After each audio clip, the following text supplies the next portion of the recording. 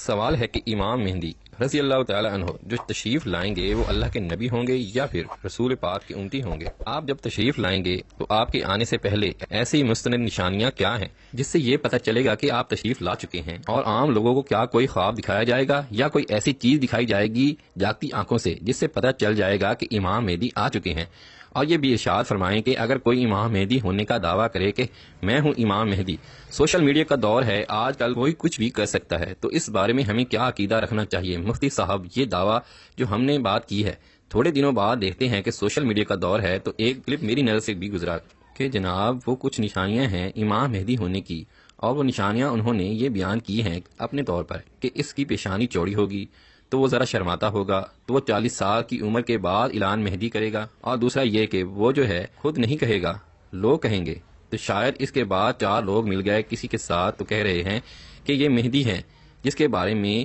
مہدی ہونے کا دعویٰ کر رہے تھے، ان صاحب کو دیکھا تو پینٹ شرٹ بھی پہنتا ہے، اس کی داڑھی بھی نہیں ہے، کہتے ہیں ہر ڈگڑگی بجانے والے کے پاس بھی لوگ جمع ہو جاتے ہیں۔ تو اب سوال یہی ہے کہ امام مہدی آئیں گے تو اس کو کنفرمیشن کیسے کریں؟ اور میرا دوسرا سوال اس میں یہ بنتا ہے کہ کوئی اگر امام مہدی ہونے کا دعویٰ کرتا ہے تو کیا وہ ختم نبوت کا بھی انکاری ہو گیا، یا ختم نبوت سے اس کا کوئی تعلق نہیں ہے؟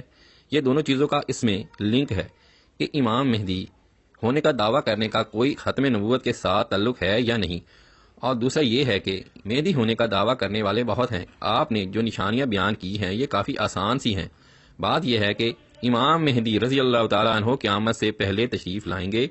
اور ان کی آمد کا تذکرہ احادیث مبارکہ میں موجود ہے، اور یہ قیامت کی بڑی بڑی نشانیوں میں سے ایک نشانی ہے، اور ان کے بارے میں جو احادیث مبارکہ ہیں علامہ جلال الدین سیوطی رحمۃ اللہ علیہ نے اس کے اوپر ایک رسالہ لکھا ہے، اور بھی علماء نے لکھا ہے، لیکن علامہ سیوطی رحمۃ اللہ علیہ کا ایک رسالہ ہے مجموعہ میں چھپا ہوا،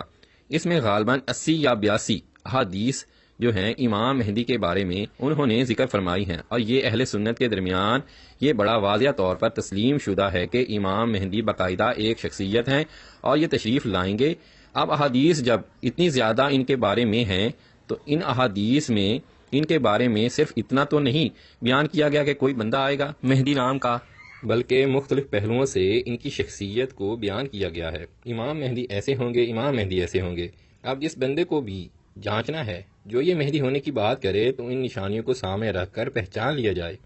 کہ یہ اس میں ہیں یا نہیں۔ امام مہدی کی پیشانی چوڑی اور یہ شرم وغیرہ کا جو معاملہ ہے، ہو سکتا ہے یقینی طور پر یہ بھی کہیں بیان کیا گیا ہو، لیکن جو بڑی مین چیزیں ہیں ان میں سے سب سے پہلے چیز تو یہ ہے کہ امام مہدی کا نام محمد ہوگا، ان کے والد کا نام عبداللہ ہوگا۔ نبی پاک صلی اللہ علیہ وآلہ وسلم نے فرمایا کہ میرے نام پر اس کا نام ہوگا اور اس کے والد کا نام میرے والد کے نام پر ہوگا، لہٰذا پہلے نمبر پر تو یہ ہے کہ محمد بن عبداللہ۔ دوسرے نمبر پر یہ ہے کہ وہ میری اولاد میں سے ہوگا، یعنی وہ سید ہوگا، لہٰذا اب یہ دوسری چیز ہے جس کے در پر پہچانا جائے گا۔ نمبر 3، تیسرے نمبر پر یہ ہے کہ ایک بہت عظیم قسم کا مارکہ لڑیں گے، ایک بہت عظیم جنگ ہوگی جو پورے عالم کفر کے ساتھ ہوگی۔ اس میں ایک طرف جو ہے وہ عالم کفر جمع ہوگا اور ایک طرف امام مہدی، پھر ان کا لشکر ہوگا۔ اب لہٰذا جو بھی دعویٰ کرنے والے ہیں ان کا یہ دیکھ لیا جائے کہ ایسا ہوا ہے، اتنا بڑا مارکہ جو ہے وہ لڑا گیا اور یہ سارا کچھ ہوا۔ اور چوتھے نمبر پر یہ ہے کہ امام مہدی جو ظاہر ہوں گے وہ مکہ مکرمہ میں ہوں گے، تو لاہور یا پشاور کے اندر وہ نہیں ظاہر ہوں گے، وہ وہاں پر مکہ مکرمہ میں ہوں گے۔ یہ کہا گیا ہے کہ وہ خود دعویٰ نہیں کریں گے، وہ دوسرے ان کے بارے میں کہیں گے، تو اس سے مراد ہے کہ وہ اعلیٰ درجے کے اولیاء کرام جو صاحب باطن ہیں،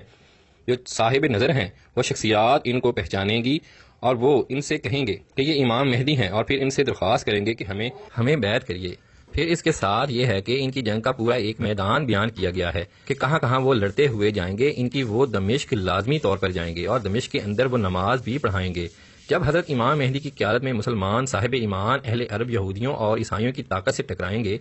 تو ان کی مدد کے لیے 2 جانب سے اللہ تعالیٰ کچھ مدد بھیجیں گے۔ ایک تو آخری مرحلے میں مدد آئی حضرت مسیح عیسیٰ ابن مریم کا نزول، جو یہودیوں کی طرف رسول بنا کر بھیجے گئے تھے، انہیں یہودیوں نے اپنے خیال میں سولی پر چڑھا دیا، لیکن اللہ نے فرمایا ان کو میں نے اپنی طرف اٹھا لیا۔ اور احادیث صحیحہ جو کہ ہمارے ہاں متواترہ کے درجے میں ہے، وہ احادیث جو صحیح ہیں ان سے ثابت ہے کہ حضرت عیسیٰ ابن مریم دوبارہ زمین پر آئیں گے، اور یہودیوں کے سب سے بڑا سرگنا جو خود مسیح ہونے ہی کا دعویٰ کر رہا ہوگا، مسیح الدجال، اسے حضرت مسیح قتل کرے گا۔ لیکن ایک دوسری حدیث سے معلوم ہوتا ہے کہ مشرق سے فوجیں آئیں گی حضرت امام مہدی کی مدد کے لیے، یعنی مشرق کی طرف سے فوجیں آئیں گی جو مہدی کی حکومت کو مستحکم کریں گی۔ خراسان کا لفظ آتا ہے ایک دوسری حدیث میں خراسان سے سیاہ علم چلیں گے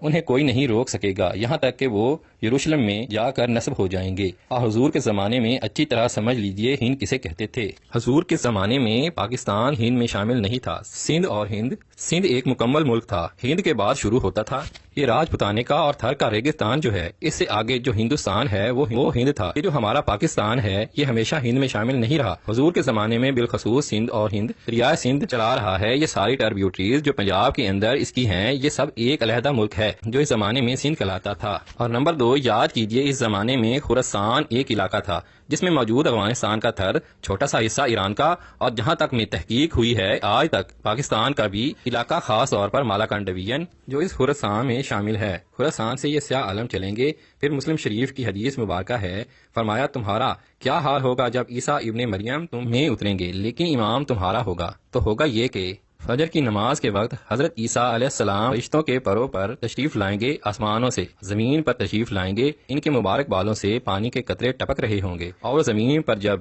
تشریف لائیں گے تو حضرت امام مہدی ان سے عرض کریں گے کہ آپ نماز پڑھائیں، امامت آپ کروائیں، لیکن حضرت عیسیٰ علیہ السلام فرمائیں گے کہ امامت آپ ہی کریں، امام مہدی امامت کریں گے۔ اس سے فرمایا امام تمہارا ہوگا یعنی امام مہدی ہوگا، اور حضرت عیسیٰ علیہ السلام پیچھے نماز پڑھیں گے، یہ نبی پاک علیہ السلام کے مرتبے کے اظہار کے لیے، ورنہ حضرت عیسیٰ علیہ السلام امام مہدی سے تو افضل ہی ہے۔ یہ سرکار علیہ السلام کے مرتبے کے اظہار کے لیے امام مہدی نبی پاک کے امتی ہوں، کوئی دوسرے نبی نہیں، تمہارا امام تم ہی سے ہوگا۔ کون سے امتی تھے جن سے یہ کہا جا رہا تھا کہ تم ہی سے ہوگا؟ پھر اس کے بعد احادیث میں یہ ہے کہ امام مہدی جب ظاہر ہوں گے اس کے بعد وہ ٹوٹل دنیا میں 9 سال رہیں گے، 9 سالوں کے اندر 7 سال وہ حکمرانی بھی کریں گے۔ یہ وہ بڑی معروف روایات ہیں جو میں نے عرض کی ہیں۔ اب جو بندہ بھی مہندی ہونے کا دعویٰ کرتا ہے آپ ایک لسٹ بنا کے اس کو چیک کر لیں کہ کیا اس کے اندر کوئی ایسی شے پائی جاتی ہے، تو آپ کو خود ہی پتہ چل جائے گا کہ اس کے اندر پیشانی چوڑی کر دی جائے یا ادھر ادھر کا کچھ بھی کام کر لیا جائے، باقی کوئی چیزیں نہیں پائی جاتی۔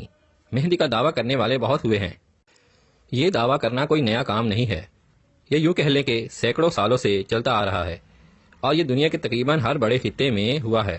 یہ عرب کے بہت سارے ممالک کے اندر بھی مہدیت کا دعویٰ کرنے والے ہوئے ہیں۔ ہمارے ہاں مہندی جان پوری بہت مشہور گزرا ہے، انڈیا کا ایک علاقہ ہے وہاں کا یہ مشہور تھا، یہاں ہمارے پاکستان کے اندر تقریباً ہر تیسرے چوتھے سال تو ایک نمودار ہو جاتا ہے۔ اسی طرح یہ مرزا احمد قادیانی جس کی ہم بات کر رہے ہیں، اس نے بھی سب سے پہلے مہدی ہونے کا دعویٰ کیا تھا،